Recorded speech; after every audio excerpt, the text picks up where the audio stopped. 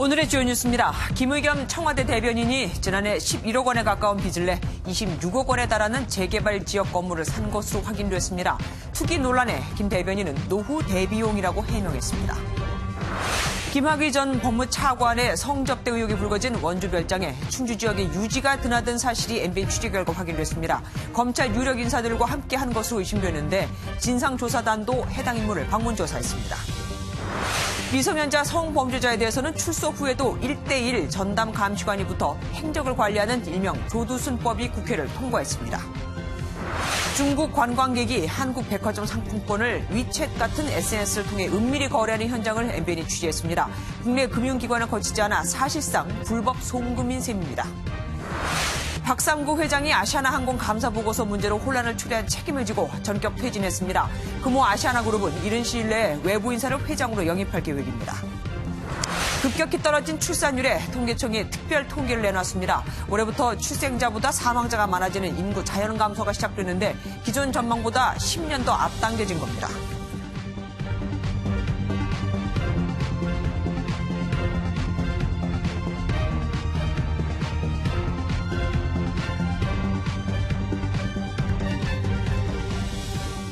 김의겸 청와대 대변인이 오늘 하루 종일 검색어 순위에 올라 있었죠.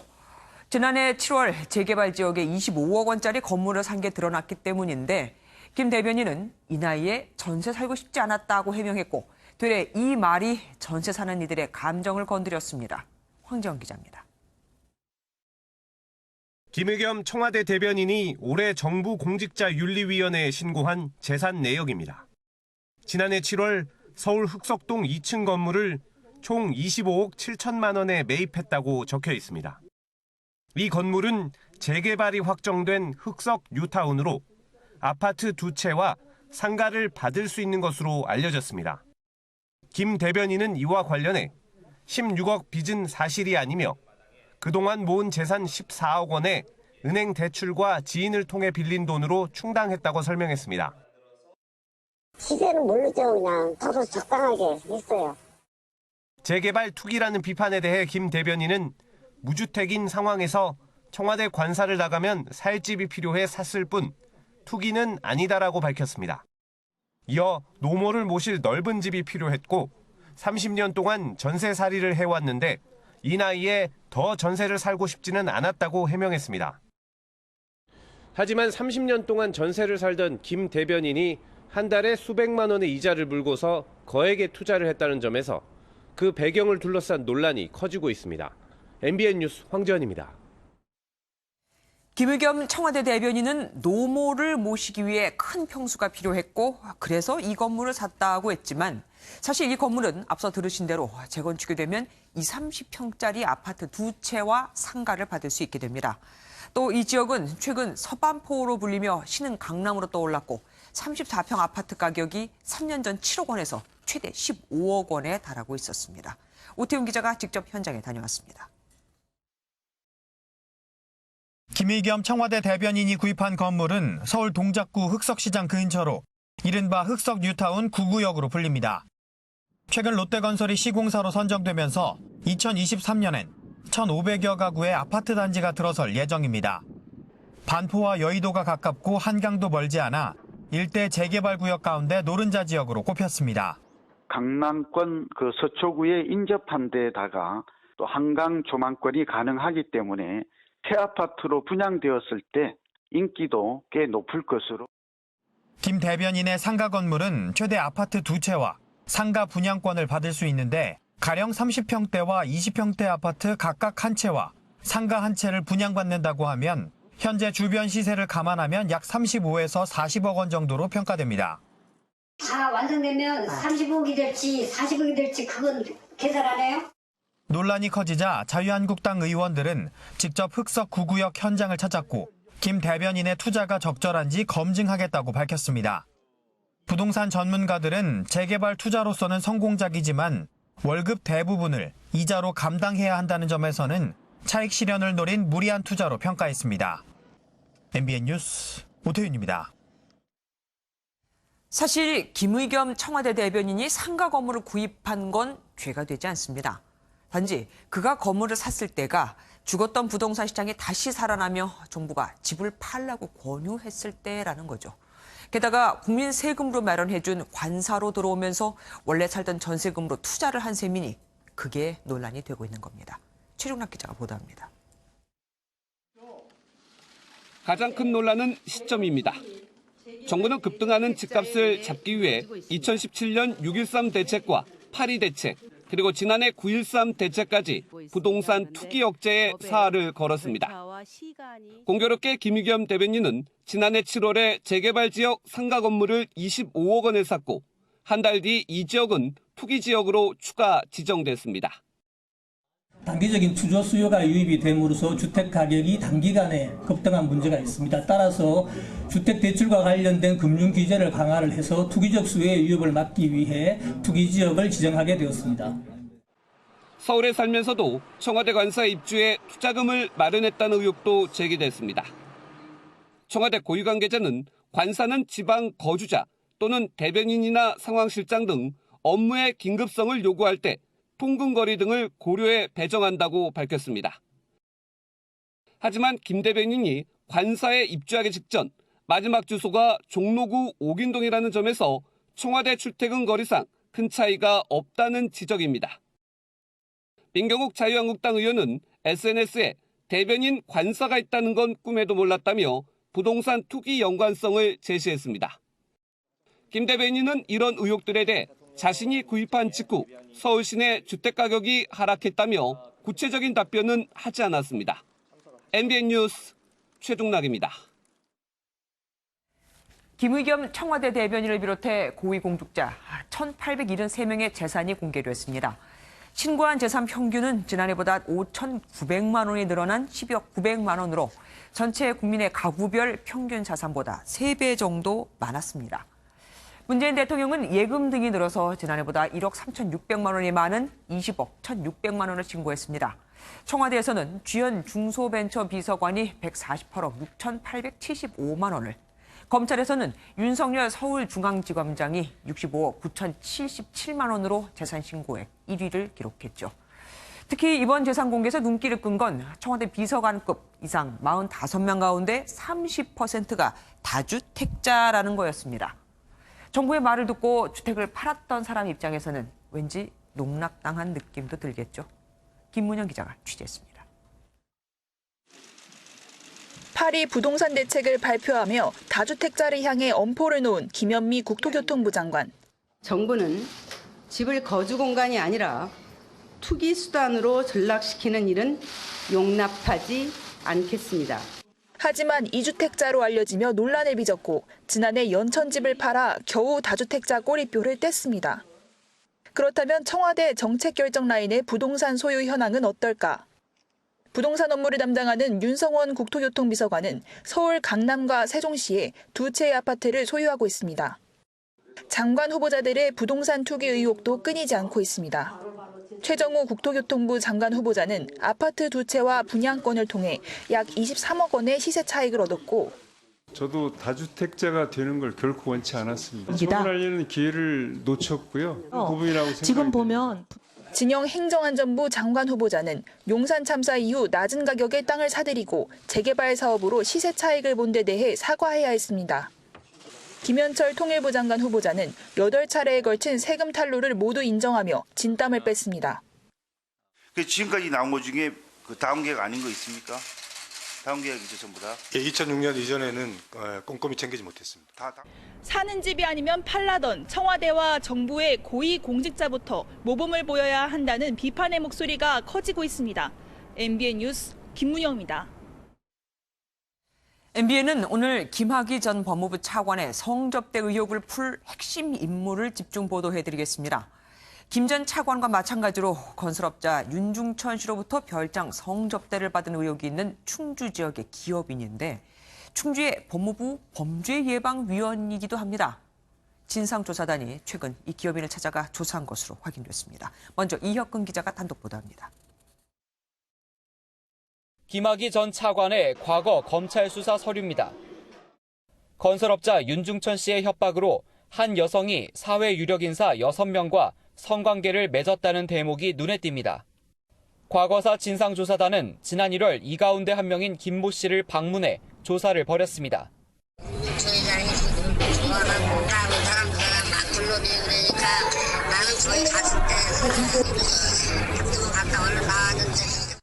김 씨는 윤중천 씨가 별장을 자랑하며 사회 고위층을 부른 것으로 알고 있다고 말했습니다. 2006년도쯤에 마을음에 좀 만난 그 이후로 이런 데는 뭐 어마어마하게 왔다 갔다 하고. 김 씨는 충주에서 건설업체를 운영하는 지역 유지로 충주 지역 법무부 범죄예방위원으로 활동하면서 검찰 인맥을 쌓은 것으로 알려졌습니다. 김 씨가 검찰 인사 등 고위 공직자들과 지역 유지를 이어주는 중간다리 역할을 했을 가능성도 제기됩니다. 초읽기에 들어간 김학의 재수사에서 고위공직자와 지역 유지 간 부적절한 만남이 있었는지 확인이 필요하다는 지적이 나옵니다. MBN 뉴스 이혁근입니다. 이 시점에서 한 가지 의문이 들죠. 별장은 강원도 원주에 있는데 왜 충주 지역 건설업자가 지역 검사들과 윤중천을 연결해 준 걸까요? 지도를 먼저 보시죠. 말이 충청도고 말이 또 강원도지. 사실 강 하나만 건너면 바로 코앞입니다. 차로 10분밖에 걸리지 않죠. 심지어 별장 앞에는 사회 유력 인사들이 선호하는 유명 골프장도 있으니 골프장에서 라운딩하고 바로 별장 뒤풀이가 이어지는 이른바 윤중천 씨의 접대 코스가 이어지는 겁니다. 또 윤 씨의 별장은 공교롭게도 앞서 보도한 충주 지역 건설업자 김 씨가 활동하고 있는 법무부 범죄예방위원회가 있는 충주지청과도 50분 이내의 거리입니다. 진상조사단은 이렇게 윤중천 씨와 그의 법조계 인맥의 연결고리로 의심되는 법무부 산하 민간봉사단체인 이른바 범죄예방위원회를 예의주시하고 있습니다. 범죄를 예방하라니까 오히려 연결해준 셈이 됩니다. 이건일 기자가 단독 보도합니다. 충주 지역 건설업자 김모 씨는 90년대 후반부터 충주에서 범죄예방위원으로 활동했습니다. 도시별로 운영되는 범죄예방위원회는 범죄예방활동을 위해 만들어진 법무부 산하 민간단체, 지역의 기업인들이 위원으로 활동하는 경우가 많습니다. 김 씨는 2006년부터는 또 다른 법무부 관련 지역단체에서도 요직을 맡고 있습니다. 김 씨는 이런 활동을 명분으로 충주 지역 검사들을 수시로 만났던 것으로 보입니다. 건설업자 윤중천 씨는 동종업계에 있는 건설업자 김 씨의 법조계 인맥을 활용하기 위해 친분을 쌓았을 것으로 추정됩니다. 윤중천 회장은 어떻게 알게 되신 거예요? 잘 모르겠어요. 올해 누가 뭐 서울에서 얘기를 해가지고 알았는데 누가 했는지도 밥 먹는 자리에 와가지고. 과거사 진상조사단은 김 씨 외에도 범죄예방위원으로 활동한 또 다른 인사들이 윤 씨의 접대 대상이 된 것으로 보고 이들을 살펴보는 것으로 확인됐습니다. 범죄예방단체에서 일하며 윤 씨와 검찰 사이 연결고리 역할을 했을 가능성 때문입니다. 보통 지역의 오피니언들이 본방위원들을 많이 하는데 집행부, 수뇌부들은 검찰하고의 보통 만남이 자주 있기 때문에 충분히 유착관계가 될 수 있어요. 진상조사단의 조사 범위가 과거 충주에서 근무했거나 충주와 관련이 있는 검찰 인사들로 확대될 것이란 전망이 나옵니다. MBN 뉴스 이권열입니다. 박영선 중기부 장관 후보자가 인사청문회에서 지난 2013년 황교안 당시 법무부 장관에게 김학의 동영상의 존재를 알렸다고 밝히면서 그 후폭풍이 거세죠. 박지원 의원까지 당시 그런 내용을 들었다며 지원 사격에 나섰고 결국 자유한국당이 박 후보자를 위증 혐의로 고발하는 방안을 검토하고 있습니다. 조차원 기자가 보도합니다. 황교안 당시 법무부 장관이 김학의 전 차관 임명 전 이미 동영상의 존재를 알고 있었다고 주장한 박영선 중기부 장관 후보자. 박지원 민주평화당 의원 역시 당시 박 의원과의 통화에서 황 장관이 얼굴을 붉혔다는 내용을 들었다며 이 같은 주장을 뒷받침했습니다. 박영선하고 저는 전화를 많이 하잖아요. 오늘 얘기했더니 황교안 장관이 얼굴이 빨개지더라. 여기에 박영선 후보자는 추가적인 내용을 SNS에 공개하며 공세를 이어갔습니다. 황교안 대표의 장관 취임 이틀 뒤인 2013년 3월 13일이 논란이 된 만남의 정확한 날짜라며 당시 일정표를 공개한 겁니다. 또 동영상의 존재를 알고 있느냐는 질문에 황 장관이 고개를 끄덕였었다며 진실을 밝힐 것을 촉구했습니다. 아마 장관님은 김학의 차관과 관련된 여러 가지 사실을 다 알고 계실 겁니다. 이에 대해 황교안 자유한국당 대표는 문제의 CD를 본 일이 없다고 재차 강조했습니다. 내가 CD를 보고 그것에 관련된 얘기 한 일 없습니다. 여기에 자유한국당은 박 후보자가 청문회 과정에서 발언을 번복한 것을 두고 위증 혐의로 고발하겠다며 경고했습니다. 하지만 여당은 물론 정의당과 평화당 등 야당까지 황 대표에 대한 공세 수위를 높이면서 여야 간 공방은 더욱 격화되고 있습니다. MBN 뉴스 조창훈입니다. 지난주 금요일 밤 김학의 전 법무부 차관이 공항에서 출국하려다가 긴급 출국 금지 조치를 당했죠. 그런데 그 전날 법무부 소속 법무관 2명이 내부망을 통해 김 전 차관의 출국 금지 여부를 몰래 확인해 준 것으로 드러났습니다. 원래 본인이나 변호인이 직접 방문해 확인해야 하는 건데 누군가 도와준 겁니다. 손기준 기자입니다. 지난 22일 인천공항에서 출국을 시도했다가 긴급 출국 금지 요청으로 제지당한 김학의 전 법무차관. 그런데 출국 시도 전날 법무부 소속 법무관 2명이 출입국 정보관리 시스템에 접속해 김 전 차관의 출국 금지 여부를 조회한 것으로 드러났습니다. 원래 당사자와 변호인이 관계기관을 직접 방문해야 확인할 수 있는 건데 사실상 몰래 알아봐 준 겁니다.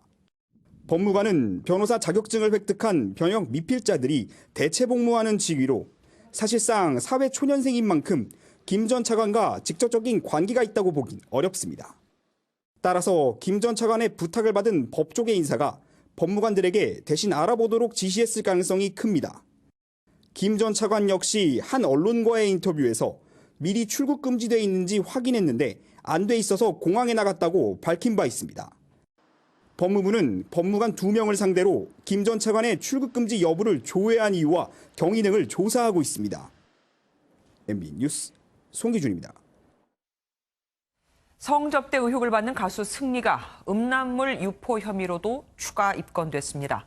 그간 승리는 단톡방에서 이런 행동을 하는 정준영을 말렸다고 말해왔는데 거짓말이 된 거죠. 가수 정준영은 수사 개시 약 보름 만에 구속 상태에서 내일 검찰로 송치되는데 확인된 몰카 유포 건수만 11건입니다. 고정숙 기자입니다. 가수 승리는 최근 한 언론 인터뷰에서 카카오톡 단체방에서 이루어진 몰카 공유에 대해 선을 그었습니다. 단체방에서 거론하진 않았지만 직접 만났을 때 그런 일 하면 큰일 난다고 했다는 겁니다. 그러나 승리 역시 음란물에 해당하는 사진 한 장을 단톡방에 유포한 것으로 드러났습니다. 승리는 일단 올렸다는 사실은 시인하고 촬영은 하지 않았다고 부인했지만 경찰은 사실 여부를 확인하고 있습니다. 불법 몰카 영상을 찍고 유포한 혐의로 이미 구속된 정준영의 혐의는 더 무거워졌습니다. 지금까지 확인된 것만 모두 11건입니다.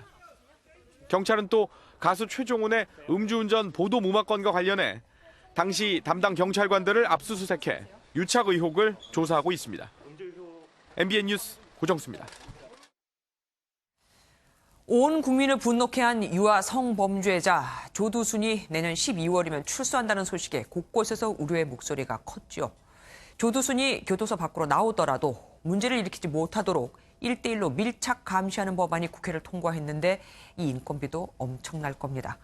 얼굴 공개만 됐더라도 아쉬움이 큽니다. 이동화 기자입니다. 지난 2008년 당시 나이 8살에 불과했던 나영이를 잔혹하게 성폭행하고 다치게 한 혐의로 수감된 유아 성범죄자 조두순. 하지만 술을 마시고 범행했다는 이유로 징역 12년 선고를 받는 데 그쳤고 내년 12월이면 사회로 복귀하게 됩니다. 이런 사실이 공론화되면서 재작년 9월에는 조두순의 출소를 반대하는 국민청원이 61만 명을 넘어서는 등 분노와 불안감이 확산되기도 했습니다. 이 때문에 정부와 국회 차원의 대책 마련이 적극 논의됐고 유아 성범죄자 등을 밀착 감시하는 법안이 우여곡절 끝에 1년 만에 국회를 통과했습니다. 법안 통과로 조두순과 같은 재범 위험성이 높은 미성년자 성폭행범은 출소 직후 1대1로 전담 감시하는 보호관찰관이 붙게 됩니다. 또 주거 지역이 제한되고 피해자에게 의무적으로 접근이 금지됩니다.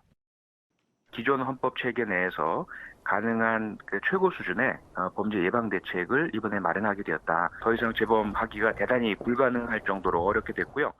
일각에선 출소 후 전자발찌 착용 기간을 연장해야 한다는 주장도 있었지만 형기 만료 후 추가 형벌이 가해진다는 목소리도 있어 법안에 담기지는 못했습니다. MBN 뉴스 이동화입니다. 광산갱도에서 메탄가스에 불이 붙어 1명이 숨지고 5명이 다쳤습니다. 지하 1075m 지점이었습니다. 심우영 기자입니다. 강원도 태백시의 한 무연탄 광산 내 갱도입니다. 어제 오후 8시 20분쯤 지하 1075m 아래 갱도서 채굴 작업 중 가스 연소 사고가 발생했습니다. 이 사고로 작업 중이던 50대 직원 1명이 숨지고 5명이 얼굴 등에 화상을 입었습니다. 상태가 위중한 2명은 서울의 화산전문병원으로 이송돼 치료를 받고 있습니다. 이들은 사고 당시 갱도에서 폭약을 이용해 석탄을 캐던 중이었는데 석탄층에서 새어나온 메탄가스가 발팟이 불꽃에 닿은 것으로 추정됩니다. 화약을 이용해서 발팟에서 북락시켜서 채취를 하는데 그 작업 중에 아마 우리 메탄가스가 조금 어떤 연소가 되면서 사고 난 걸로. 사고가 난 장성광업소는 1년에 수십만 톤의 무연탄을 생산하는 태백 지역 최대 광산 사업장입니다. MBN 뉴스 심우영입니다. 한 달 전에 이혼한 남편이 아내가 근무하는 보건소를 찾아가 흉기 소동을 벌였습니다. 둘 다 목숨을 잃었습니다. 정치훈 기자입니다. 산골마을 보건소에 차량 한 대가 들어섭니다. 잠시 뒤 놀란 보건소 직원들이 신고하러 급히 뛰어갑니다. 한가롭게 오전 진료 중이던 보건소에서 갑작스레 흉기 소동이 벌어졌습니다. 보건소로 들어간 남성은 1분간 말싸움 끝에 다짜고짜 여성을 찌르고 스스로 자해했습니다. 변사무소에서 나오면서 119를 불러갖고 왔어요. 그냥 의식 없이 다들 사라졌는데. 50대 남녀 모두 크게 다쳐 병원으로 옮겨졌지만 결국 숨졌습니다.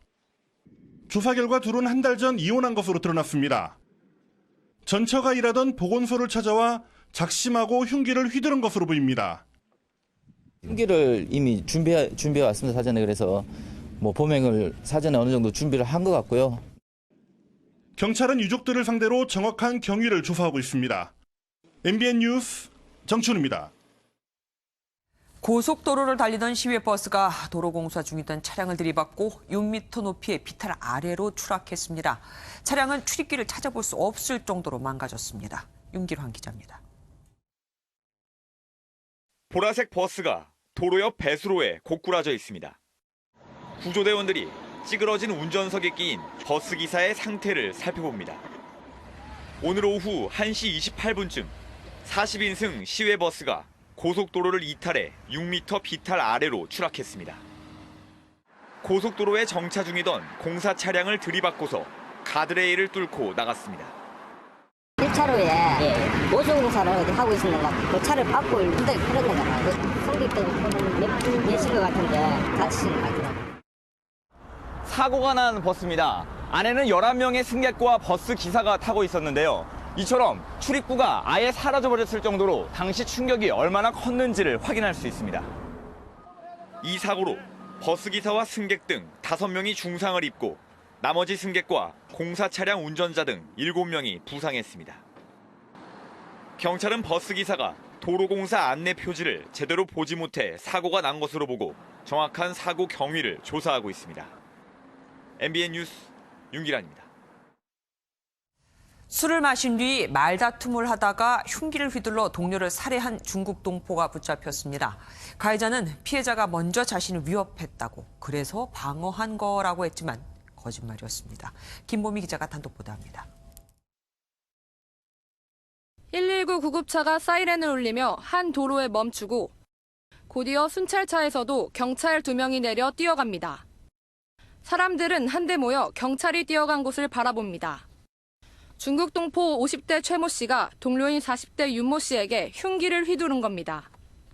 가게에서 나와보니까요, 앞에 사람이 누워가지고 있어가지고 술에 취해서 누워있는 줄 알고 옆에 와보니 한 사람이 칼을 들고 전화를 하고 있었어요.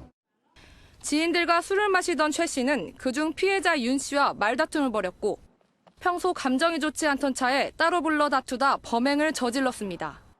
피해자 윤 씨는 사건 직후 병원으로 옮겨졌지만 결국 과다출혈로 숨졌습니다. 현장에서 체포된 최 씨는 경찰 조사에서 피해자가 먼저 흉기로 자신을 위협했고 방어하는 과정에서 흉기를 뺏었다고 진술했습니다. 하지만 경찰이 주변 CCTV를 조사한 결과 거짓말이 탄로났습니다. 최 씨에 대해 구속영장을 신청한 경찰은 조만간 사건을 검찰로 넘길 방침입니다. MBN 뉴스 김보입니다. 대학 학생회비 납부나 MT 참여는 학생들이 자율적으로 하는 거죠. 그런데 광주에 있는 한 대학 간호학과에서는 교수들까지 나서서 MT 참여는 물론 학생회비 납부를 강요하고 있다는 주장이 나왔습니다. 간호학과는 교수들의 추천이 중요한 과인 만큼 이게 사실이라면 갑질이 되는 겁니다. 우정환 기자가 단독 보도합니다. 광주에 있는 한 대학교 간호학과 재학생 A씨는 MT 참여를 강요받고 있다고 하소연합니다. 전공 교수들이 직접 나서 MT에 불참할 경우 불이익을 주겠다고 한 발언이 알려지면서 학생들의 불만도 큽니다. 하려면 지도고 통해서 면담해서 왜 불참하는지 사유서 작성해 제출해라. 전공 점수와 관련해서 이게 불이익을 받고 뭐 학과 생활에 있어서 불이익을 개인적으로 받을 수도 있으니까 네가 이런 거에 대해서 책임을 져라. 이 학과 학생들은 축제나 학술제 등 행사 참여는 물론 해마다 많게는 15만 원에 이르는 학생회비 납부도 강요받고 있습니다. 실제 학생회가 과거 SNS 단체방에 공지한 내용에는 특정 교수가 행사 불참 시 불이익을 언급하는 내용과 학생회비 미납자에게는 전공학점 불이익을 주겠다는 내용이 등장합니다. 여기에 학생회비로 교수들의 명절 선물을 사는 등 부조리한 관행이 있었다는 지적도 나옵니다. 특히 문제를 제기한 학생들은 취업 연계가 걸려있는 학과 특성상 교수와 학교 측에 문제를 제기하기가 쉽지 않다고 말합니다. 학과 측 얘기를 들어봤습니다.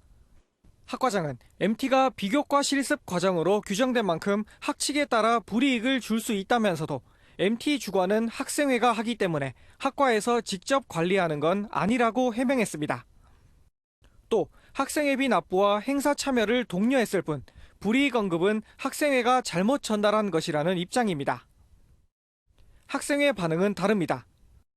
참여하지 않게 되면 그거와 관련된 교과목에서 뭐 태도 점수가 까인다 이렇게 말씀을 하셨거든요. 저희도 뭐 돈 안 내면은 굳이 참여하라고 강요를 할 생각은 없죠. 학과 측은 선물 관행도 김영란법 시행 이후로 없어졌다고 밝혔지만 불투명한 학생회비 운영에 대한 불만은 가시지 않고 있습니다. MBN 뉴스 우종환입니다.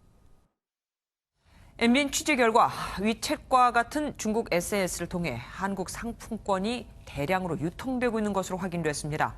한국 상품권을 위안화로 결제하는 방식이니까 국내 금융기관은 거치지 않는 거고, 그러니 사실상 불법 송금이 이루어지고 있는 겁니다.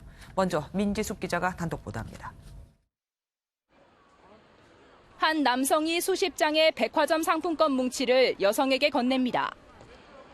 상당한 금액이 오갔지만 두 사람은 스마트폰만 확인한 채 헤어집니다. 결제는 SNS를 통해 중국 계좌 사이에서 이루어졌습니다. 현금으론 살 수 없고 SNS 송금만 가능하다는 광고까지 있습니다. 한국 상품권을 거래하는데 돈은 중국의 은행 계좌로 이루어지고 있는 겁니다.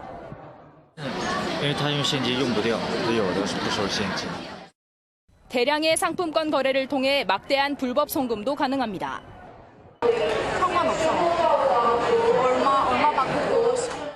이처럼 정부에 신고하지 않은 상품권의 수출입은 외국환 거래법 위반입니다. 하지만 중국 SNS를 통한 개인 간 거래는 국내 금융기관을 통하지 않기 때문에 외환 당국의 실태 파악에 한계가 있습니다. MBN 뉴스 민지숙입니다. 유커들의 은밀한 한국 상품권 거래는 중국의 SNS를 통한 핀테크가 발달하면서 생긴 현상입니다. 중국 상품권 거래면은 상관이 없죠. 문제는 한국 상품을 거래하는데 우리나라 금융거래망에는 아무런 흔적이 남지 않는다는 겁니다. 세금 탈루가 가능한 거죠. 이어서 김수영 기자가 보도합니다. 위챗으로 상품권을 구입하겠다고 하자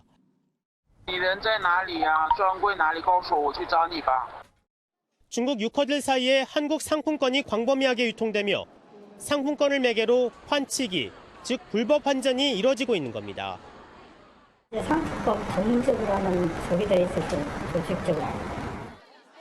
한국에서 조선족이나 중국인 근로자들이 월급을 받아 거래상에 돈을 주면 거래상은 상품권을 사서 유커에 팔고 중국에서는 이와 반대 방향으로 모바일 송금이 되는 구조로 이뤄지고 있습니다.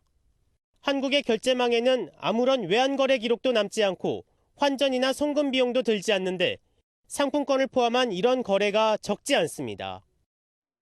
그게 어마어마한. 그러니까 그게 환치기 하는데 무슨 일이야.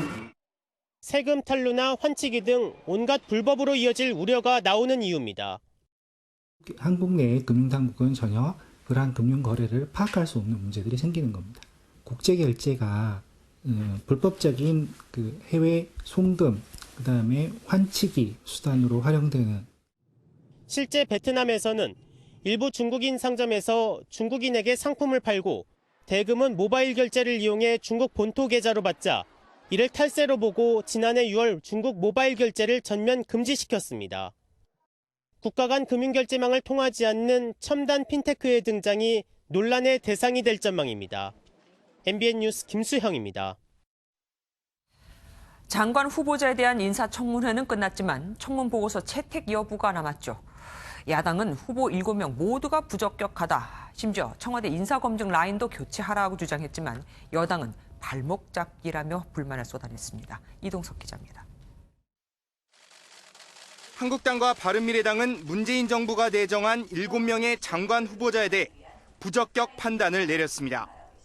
문재인 대통령에게 책임 있는 자세를 촉구하며 후보들의 문제를 걸러내지 못한 청와대 검증팀의 교체를 요구했고 이번 장관 후보자 7명은 모두 다 부적격자입니다. 전원 지명을 철회하는 것이 마땅합니다. 청와대 검증 라인도 전원 교체해야 합니다. 대통령의 임명 강행은 있을 수 없다고 강조했습니다. 그런 허물을 뻔히 알면서 후보자로 내놓았습니다. 대통령이 임명 강행을 하면 그만이라는 오만한 발상이 있기 때문입니다. 여당은 발목 잡기식 정치라며 장관 후보자 청문 보고서 채택에 임할 것을 요구했습니다. 오로지 정쟁과 국정 발목 잡기로 악용하려고 하는 생각을 버려야 합니다. 무책임한 정쟁을 그만두고 장관 후보자들에 대한 인사청문 보고서 채택에 당장 응해야 합니다. 하지만 문재인 정부의 우호적인 시민단체까지 나서 조동호, 진영, 최정호 장관 후보자에 대한 지명 철회를 요구한 상황. 부적격 후보자에 대한 반발이 커지면서 청문 보고서 없이 문재인 대통령이 장관 임명을 강행하기에 정치적 부담이 너무 크다는 우려가 나오고 있습니다. MBN 뉴스 이동석입니다. 바른미래당에서는 손학규 대표에 대한 이현주 의원의 막말 비난이 논란이 되고 있죠. 이를 보다 못한 지역위원장 4명이 징계를 요구했지만 이 의원은 사과 대신 창원 성산에서 10% 득표를 채우지 못하면 물러나라고 더 큰 소리를 쳤습니다. 최형규 기자입니다. 이현주 바른미래당 의원이 손학규 대표를 유튜브 방송에서 공개 비난해 논란이 확산되고 있습니다. 이 의원은 창원 성산 재보궐선거 지원에 나선 손 대표가 오히려 정권 심판을 방해한다고 비판했습니다. 소소한 득표를 하는 것이 국민들한테 어떤 의미가 있는가. 그것이 국민들이 보았을 때 매우 문제가 있게 보일 것이다. 매우 찌질하게 보일 것이다. 같은 당 대표에 대한 저급한 막말에 지역위원장 4명과 당원 3명이 징계를 요구했지만 이 의원은 오히려 공세 수위를 높였습니다. 본인 약속대로 10%를 획득하지 못한다면 당연히 물러나야 될 거라고. 손 대표는 이 의원의 발언에 대한 직접적인 대응을 자제했습니다. 이원주 의원 얘기에 대해서 제가 대답할 아무런 가치를 느끼지 못합니다. 이 의원이 지난 2012년 광명을 해서 전재희 새누리당 후보를 꺾고 당선된 데는 광명에서 3선을 했던 손 대표의 지원이 컸다는 평가가 많았습니다. 바른미래당 윤리위원회는 내일 오전 이 의원의 발언에 대한 징계를 논의할 예정이어서 이 의원의 대응이 주목됩니다. MBN 뉴스 최영규입니다.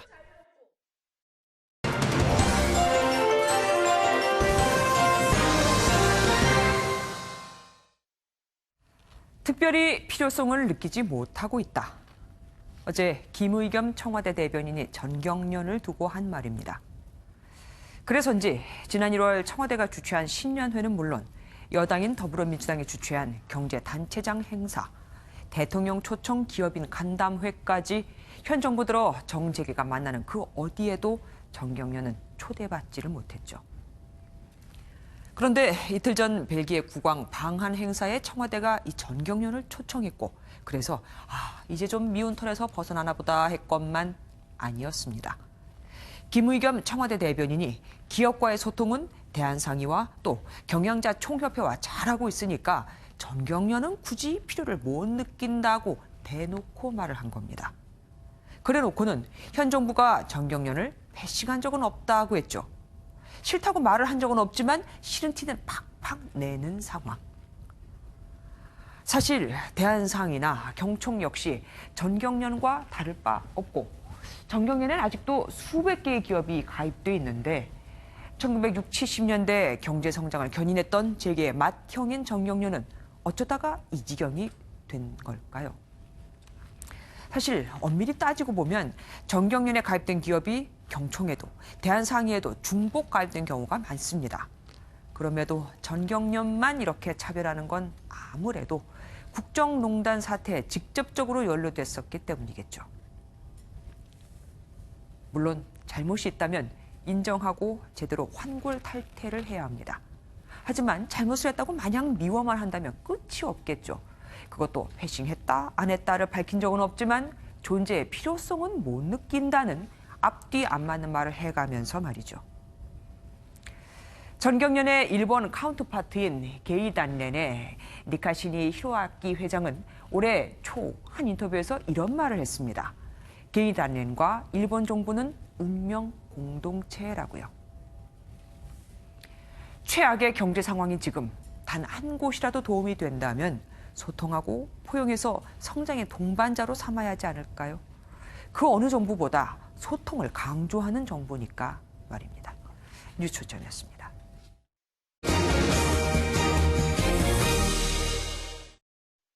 조양호 한진그룹 회장의 연임이 부결된 데 이어 오늘은 박삼구 금호아시아나 회장이 경영 일선에서 물러나기로 했습니다. 아시아나항공이 감사 보고서 문제로 시장에 혼란을 초래한 것에 책임을 지기로 한 겁니다. 김경기 기자입니다. 박삼구 금호아시아나그룹 회장이 그룹 경영에서 완전히 손을 뗍니다. 전격적으로 용퇴를 선언한 겁니다. 박 회장은 그룹의 핵심 계열사인 아시아나항공이 감사보고서 문제로 시장에 혼란을 초래하자 책임을 지고 물러나기로 했습니다. 아시아나항공은 지난 22일 감사인으로부터 감사 의견 한정을 받아 주식 거래가 한때 정지되는 등 시장의 혼란을 키운 바 있습니다. 이에 따라 박 회장은 그룹 회장직과 아시아나항공 금호산업 대표이사직 등 그룹 내 모든 직함을 내려놓게 됩니다. 박 회장은 이에 앞서 이동걸 산업은행 회장을 만나 아시아나항공의 조기 경영 정상화를 도와달라고 요청했습니다. 아시아나하고 긴밀히 협의해서 자구 계획을 더 철저히 하도록 하고 시장 신뢰 회복 수준의 MOU를 체결하도록. 금호아시아나그룹은 당분간 이원태 부회장을 중심으로 비상경영위원회 체제에 들어가 경영 공백을 막을 방침입니다. 또 이른 시일 안에 명망 있는 외부 인사를 그룹 회장으로 영입하겠다고 밝혔습니다. MBN 뉴스 김경기입니다. 앞으로 50년간 우리나라 인구는 어떻게 변할까요? 먼저 우리나라 인구가 정점을 찍고 꺾이는 시기가 당초 예상보다 3년이나 앞당겨진 2028년으로 조사됐습니다. 특히 올해부터는 사망자가 출생아보다 많아지는 인구 자연 감소도 시작이 됩니다. 그러다 보니 50년쯤 뒤인 2067년에는 인구가 3,929만 명대로 감소해 1982년 수준으로 되돌아가게 되죠. 문제는 저출산 해법도 딱히 보이질 않는다는 겁니다. 심지어 시골이 아닌 이 도심, 서울에서도 학생이 부족해 문을 닫는 학교가 속출하기 시작했습니다. 이병주 기자입니다. 서울 강서구의 한 초등학교입니다. 전교생이 150명 남짓인데 이마저도 유지가 어려워 내년에 문을 닫을 예정입니다. 학교를 운영할 수가 없는 상황이고 그런 상황이니까 이제 폐교를 할 수밖에 없는 상황이 온 거죠. 이 학교를 비롯해 서울 시내 중학교 2곳도 폐교하거나 통폐합되는데 공립학교 3곳이 동시에 문을 닫는 건 이번이 처음입니다. 이렇게 학령 인구는 10년 뒤 200만 명 가까이 줄어들고 50년 뒤에는 절반에도 못 미치게 됩니다. 대학교 진학 대상인 18세 인구도 10여 년 뒤 76% 감소할 전망이지만 지방대학 폐교 등으로 수도권 대학의 입시 경쟁은 더욱 치열해질 거란 분석도 나옵니다. 연금과 세금 등 사회 전반에 미치는 영향도 상당할 전망입니다. 50년 뒤 주요 경제활동 인구는 절반 아래로 떨어지고 생산연령 인구 100명이 부양하는 노인 인구도 102.4명으로 급증하는 것으로 나타났습니다. 지금까지 만들어 놓은 제도와 정책들이 이 줄어드는 사회에도 제대로 작동할 건지 그거를 좀 확인하는 그런 작업이 필요해요. 급격한 인구 감소에 따른 종합적인 대응은 더욱 절실해졌습니다. MBN 뉴스 이병주입니다. 우리는 도심에서도 학생이 모자라 폐교를 할 지경인데 프랑스는 다릅니다. 프랑스 출산율은 1.87명으로 유럽에서는 최고, 우리나라보다 2배나 높거든요. 결혼보다 아이 낳기가 더 좋다고 할 정도입니다. MBN 연속기획, 저출산 이대로는 안 된다. 강진우 기자가 현지 취재했습니다.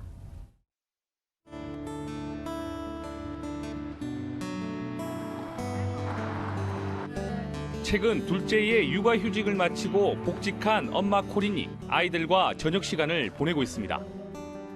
셋째 계획을 세우고 있지만 경력 단절은 전혀 걱정하지 않습니다. Non, non, pas du tout. Je savais que ma place était complètement sauvegardée, protégée, parce qu'en France, on est très protégé. 기업 역시 아이를 낳는 여성을 우대하며 직급이나 임금에 차별을 두지 않습니다. 이는 지난 1월 국회를 통과한 젠더 인덱스법에서 강제하고 있습니다. 기업이 일정 수준에 도달하지 못하면 매출액의 1%를 벌금으로 내는 법입니다. ou de ne pas retrouver de travail au retour dans l'entreprise. 이런 환경 덕에 여성 혼자서도 아이를 낳아 기르는 게 우리와는 비교할 수 없습니다. Si je suis une famille monoparentale, je peux arrêter de travailler pendant 3 ans et on va me verser une indemnité et je suis sûr de pouvoir trouver mon emploi au retour. 출산의 주체인 여성에게 일과 육아를 동시에 할 수 있도록 정책이 펼쳐지는 겁니다. Donc ça, c'est ce qu'on observe dans beaucoup de pays et c'est important d'aider les femmes, les pères aussi d'ailleurs. 부족한 출산율을 강조하기 이전에 삶의 질을 높여 아이를 기를 수 있는 환경을 만들어주는 것이 높은 프랑스 출생률의 비결입니다. 파리에서 MBN 뉴스 강진우입니다. 베일에 쌓여있던 반북한 단체 자유조선이 사실상 공개 활동을 시작했습니다. 자신들은 해외에 거주하는 탈북민이며 김정은 정권을 뿌리채 흔들 조직이라고 설명했습니다. 구경호 기자가 자세히 알아봤습니다. 천리마 민방위로 활동해온 반북한 단체 자유조선은 지난달 2차 북미 정상회담을 앞두고 스페인 주재 북한 대사관을 습격했습니다. 이어 탑골 공원으로 추정되는 곳에서 김정은 타도를 외치며 북한의 망명 임시정부 설립을 선언하더니 자유조선의 건립을 선언한다. 이 정부가 북조선 인민을 대표하는 단일하고 정당한 조직임을 선언한다. 열흘 뒤엔 주 말레이시아 북한 대사관 담벼락에 낙서 테러를 가했습니다. 과감한 행보가 잇따르면서 이 단체의 실체에 대한 다양한 추측이 나왔습니다. 김정남의 장남 김한소를 미국에서 보호 중이고 조직의 리더는 미국 기반 인권 활동가인 에이드리언 홍창이며 가상화폐로 후원금을 모은다는 얘기입니다. 어제 스페인 주재 북한 대사관 습격 사건에 대해 자세히 밝힌 자유조선은 오늘 또 홈페이지에 입장문을 게재했습니다. 자신들은 세계 각국에 있는 동포와 결집한 탈북민 조직이며 북한의 권력 세습을 끊을 조직이란 겁니다. 또 언론의 추측성 기사 탓에 현재 일시 활동을 중단했으며 한국 정부와는 관련이 없다며 선을 그었습니다. 자신들에 대한 관심도 자제해 줄 것을 당부했는데 미스터리한 이 단체에 대한 관심은 더욱 높아지고 있습니다. 북한 전문 매체 NK뉴스와 영국 BBC는 자유조선이 미 중앙정보국 CIA와 깊이 연계돼 있으며 이외에도 자금을 대주는 곳이 있다고 보도했습니다. MBN 뉴스 구경호입니다. 어제 부산에서 승강기 추락 사고로 숨진 작업자 2명은 사실상 외주업체 직원이나 마찬가지였습니다. 대기업이 중소업체와 공동 도급 형태로 공사를 따냈는데 실제 위험한 현장 공사는 중소업체가 다 했거든요. 박상호 기자입니다. 승강기 추락 사고로 숨진 작업자 2명은 경기도의 한 중소업체 소속이었습니다. 업계 2위인 대기업이 이 업체와 공동으로 아파트 승강기 교체 공사를 따냈습니다. 원청과 하청 관계가 아닌 동등한 자격으로 이른바 공동도급 계약을 맺은 겁니다. 하지만 위험한 현장 공사는 중소업체가 전담했습니다. 저희가 제품 공급하고 나머지 실제 시공은 이제 저희 협력사에서 하는 거죠. 중소 승강기 업체들은 대기업이 낀 승강기 공사는 100%가 이런 공동도급 형태라고 폭로합니다. 위험의 외주화라는 비난을 피하려고 교묘하게 계약 방식만 바꿨다는 겁니다. 협력업체들한테 일 다 시키고 자기들은 마진만 먹는다니까? 계약서상 하도급을 준 게 아니어서 사고가 나도 대기업은 책임을 피할 수 있습니다. 다 중소기업이 책임을 져야 되는 겁니다. 대기업들은 이제 중소기업들이 어떤 보험을 들었는지 그런 것까지 관리도 다 하는 거지. 경찰은 두 업체의 실제 계약 관계를 파악하는 데 주력하고 있습니다. MBN 뉴스 박상호입니다. 사회적 참사 특조위는 세월호 참사 증거 자료인 CCTV 자료가 조작된 정황이 있다고 밝혔습니다. 특조위는 해군이 2014년 세월호에서 수거했다고 주장해온 DVR과 검찰이 확보한 DVR이 서로 다른 것으로 의심되는 단서를 발견했다고 밝혔습니다. 남북이 다음 달 1일부터 진행하기로 약속한 강원도 철원 DMZ 공동 유해 발굴이 사실상 무산될 것으로 보입니다. 북측으로부터 아무런 연락이 없는 가운데 국방부는 단독 유해 발굴도 검토하는 것으로 알려졌습니다. 프로배구가 흥국생명 통합 우승을 마침표로 대단원에 막을 내렸습니다. 여성 감독 최초로 프로스포츠에서 통합 우승을 달성한 박미희 감독, 역사를 새로 썼습니다. 강영호 기자가 보도합니다. 22대 21, 도로공사가 추격의 끈을 놓지 않는 상황. 작전 타임을 요청한 박미희 감독이 선수들에게 마지막 지시를 내립니다.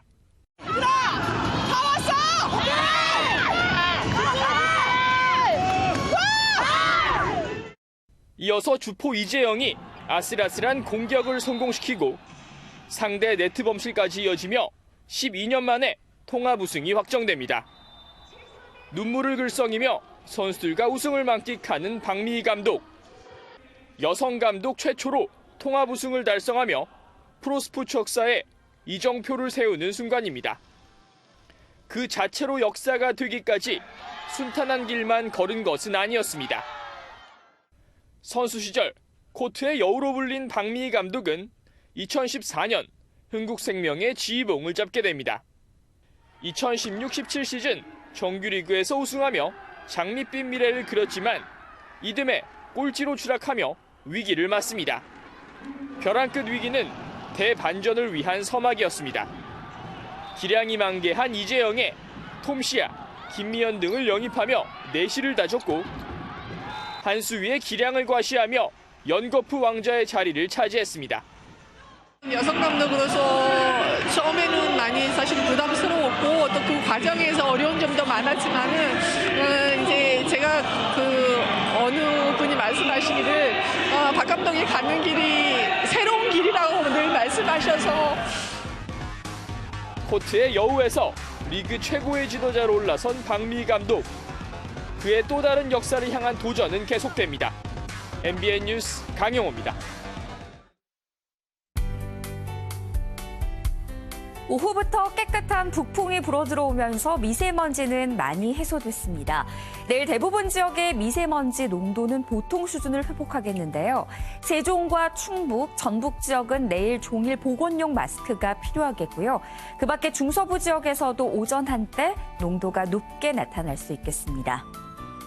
내일 맑은 가운데 일교차 큰 날씨가 이어지겠습니다. 한낮 기온은 서울 12도, 광주와 대구 18도까지 오르겠고 아침에는 한 자릿수까지 떨어지면서 아침과 저녁으로는 쌀쌀하겠습니다. 남부 곳곳에는 건조주의보도 내려져 있어서 봄철 건조한 대기에도 유의하셔야겠습니다. 오늘 전국에 구름이 많은 가운데 동해안에서는 대체로 흐린 날씨를 보였습니다. 중부지방 새벽부터 아침 사이 흐린 가운데 곳에 따라 빗방울이 떨어지겠습니다. 내일 남부지방 아침까지 내륙에서는 안개가 짙게 끼겠습니다. 동해안 지역 내일도 대체로 흐린 날씨가 이어지겠습니다. 주말에는 전국에 한 차례 봄비가 지날 것으로 보입니다. 날씨였습니다. 뉴스팔이 선정한 이현장의 사진입니다. 부산 금정경찰서에 배달된 한 통의 감사 편지입니다. 한국어로 돼 있지만 자세히 보니 보낸 사람은 중국인. 부산에 여행 왔다가 공교롭게 똑같은 모양의 가방과 바뀌는 바람에 낭패를 보게 됐는데 한국 경찰관의 끈질긴 노력 끝에 가방을 되찾았고 감사의 손편지를 보내온 겁니다. 요즘 미세먼지다 뭐다 해서 중국과도 안 좋은 뉴스가 많은데 이런 흐뭇한 뉴스들이 양국 관계에 조금이라도 도움이 됐으면 좋겠습니다. 뉴스팔 여기서 마치겠습니다. 함께해 주신 여러분 고맙습니다.